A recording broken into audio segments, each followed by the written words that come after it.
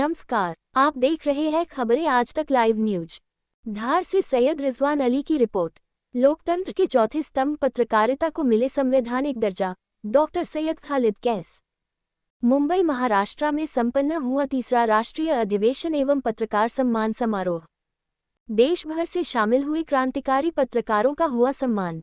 मुंबई, अंधेरी waste Mumbai Maharashtra में 23 अगस्त 2025 को press club of working journalist संगठन द्वारा आयोजित राष्ट्रीय अधिवेशन एवं पत्रकार सम्मान समारोह 2025 में देश भर के क्रांतिकारी पत्रकारों की मौजूदगी में पत्रकार महासंगम का आयोजन हुआ। फिल्म अभिनेता श्री अरबाज अली खान, फिल्म अभिनेता श्री गिरीश थापर, हास्य कलाकार श्री एहसान कुरैशी, पद्मश्री उदय देशपांडे, फिल्म कलाकार श्री राजकुमार कनौजिया सहित अन्य अतिथियों की गौरवमयी उपस्थिति में संपन्न इस पत्रकार महासंगम की आयोजिका तथा संगठन की आधार स्तंभ श्रीमती शशि दीप मुंबई के संयोजन में देश भर के क्रांतिकारी पत्रकारों को भी सम्मानित किया गया। अधिवेशन की अध्यक्षता करते हुए संगठन के राष्ट्रीय अध्यक्ष डॉक्टर सैयद खालिद कैस एडवोकेट ने वर्तमान संदर्भ में निष्पक्ष पत्रकारिता पर हो रहे हमलों पर चिंता व्यक्त करते हुए लोकतंत्र का चौथा स्तंभ कही जाने वाली पत्रकारिता को संसद से संवैधानिक अधिकार दिए जाने पर बल दिया।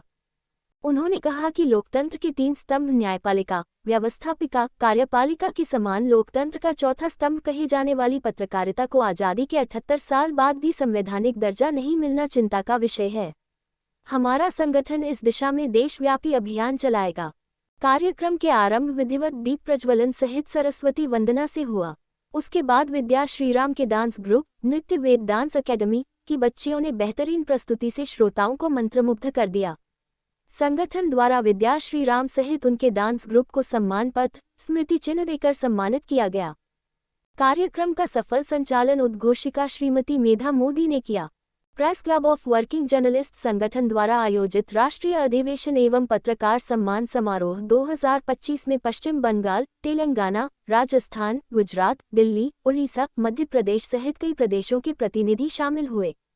मध्य प्रदेश के भोपाल, उज्जैन, देवास, धार, बैतूल, शाजापुर, विदिशा, अलीराजपुर, इंदौर सहित अन्य जिलों के क्रांतिकारी पत्रकारों ने अपनी महत्ती भूमिका निभाई।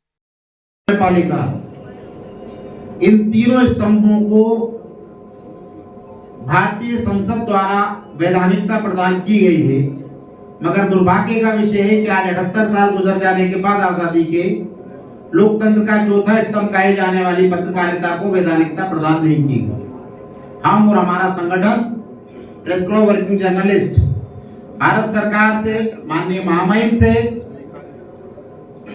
तमाम देश के क्रांतिकारी पत्रकारों की ओर से ये मांग करने जा रहे हैं कि लोकतंत्र का चौथा स्तंभ कहे जाने वाली पत्रकारिता को भारतीय संसद में वैधानिकता प्रदान करने के लिए नियम बनाए जाए, संविधान में संशोधन किया जाए और लोकतंत्र का चौथा स्तंभ कहे जाने वाली पत्रकारिता को लोकतंत्र का चौथा स्तंभ वास्तविक रूप से स्वीकार किया जाए। सेरेमनी काफ़ी लंबा चला और बहुत ही देश भर से सभी पत्रकार बंधु, शिक्षाविद और बुद्धिजीवी वर्ग के लोग यहाँ पर पधारे हुए थे और हमने अपने अथक प्रयास से यहाँ पर सबको सम्मानित किया और उन्हें जितना हो सके उनकी प्रतिभा का जो उनकी प्रतिभा के लिए उनको सम्मानित किया। उसके लिए हम और सभी दूर दूर से आए।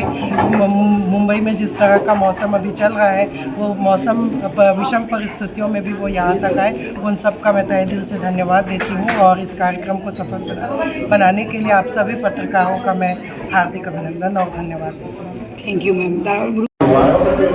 इसमें देश के कोने कोने से हमारे पत्रकार साथी आए, उनको हमने सम्मानित किया।